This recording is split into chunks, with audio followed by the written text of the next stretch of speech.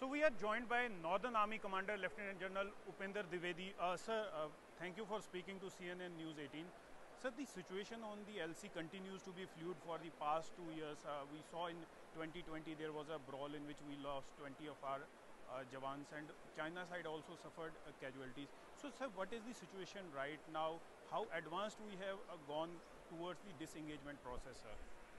देखिए, सबसे पहले तो मैं आपको यकीन दिलाना चाहता हूं कि हमारी भरपूर कोशिश है कि जो अप्रैल 20 में हुआ था वो दोबारा ना हो। इसके लिए जो हमने सबसे पहले कदम उठाए हैं कि जो हमारा डिप्लॉयमेंट है ग्राउंड पे वो ऐसा किया गया है कि ऐसी सिचुएशन ना आए।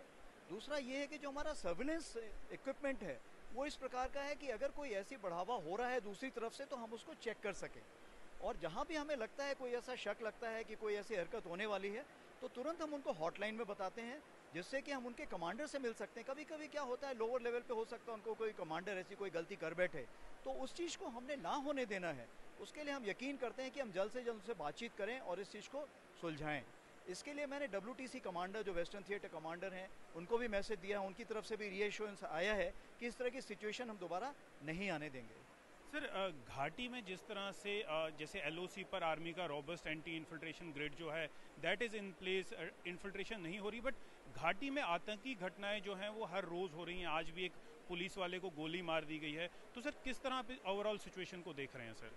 देखिए, जहाँ तक इन घटनाओं का सवाल है, अगर मैं आपसे एक दूसरा सवाल पूछूं कि आप कहीं और पे भी देखिए क्राइम रेट क्या है, तो आप पाएंगे कि उस मुद्दे को नज़र रखते हुए कि कोई ऐसी घटना, कोई हमें घबराने वाली बात नहीं है।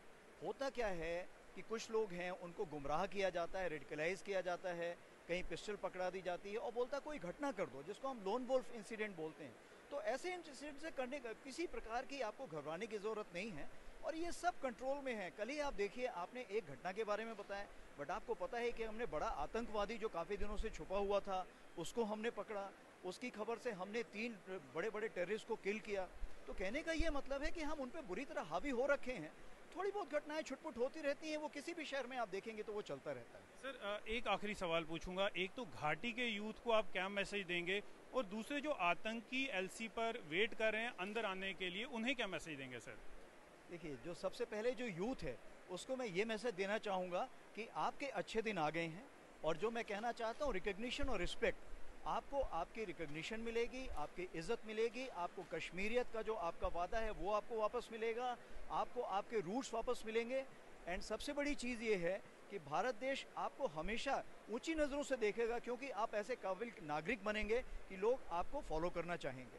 सर, आतंकी जो घुसपैठ करना चाहते हैं उनको मेरा यही एक कहना है कि कृपा करके यहाँ मत आइए, क्योंकि यहाँ पे आपके लिए कफन तैयार है, कब्र तैयार है। सर, एक आखिरी सवाल इस सिंपोजियम को लेकर, इस इवेंट को लेकर। सर, जो प्रोक्योरमेंट पॉलिसीज हैं भारतीय सरकार की काफ़ी रिजिड हैं हर चीज़ को, तो सर आपको क्या लगता है कि सर उसको थोड़ा सॉफ्टन करना चाहिए ताकि जो इंडिजिनियस टेक्नोलॉजी है उसे फौज में अडॉप्ट किया जा सके? सर देखिए, ये जो रूल्स एंड रेगुलेशंस और प्रोसीजर्स होते हैं ये धीरे धीरे आगे बढ़ते हैं। जैसे कोई सोशल चेंज होता है वो धीरे धीरे होता है, उसी प्रकार से रूल्स एंड रेगुलेशंस अपना टाइम लगते हैं।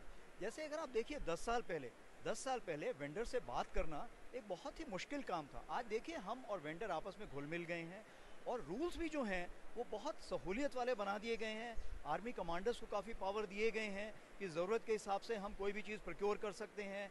इमरजेंसी प्रोक्योरमेंट वाइस चीफ साहब को पावर दिए गए हैं। तो बहुत सारे रूल जो ऐसे हैं इजी बनाए गए हैं, और आगे आने वाले दिनों में जैसे इसका फीडबैक हमें अच्छा मिलेगा, रूल्स उतने और आसान बना दिए जाएंगे। Thank you sir. So this was Lieutenant General Upender Dwivedi, GOC in C of the Northern Command, giving a strong message to the terrorists who want to infiltrate into the Indian side, that if you try to infiltrate, you will be killed and you will be buried in a coffin. This is Tajinder Singh Sodhi reporting for CNN News 18.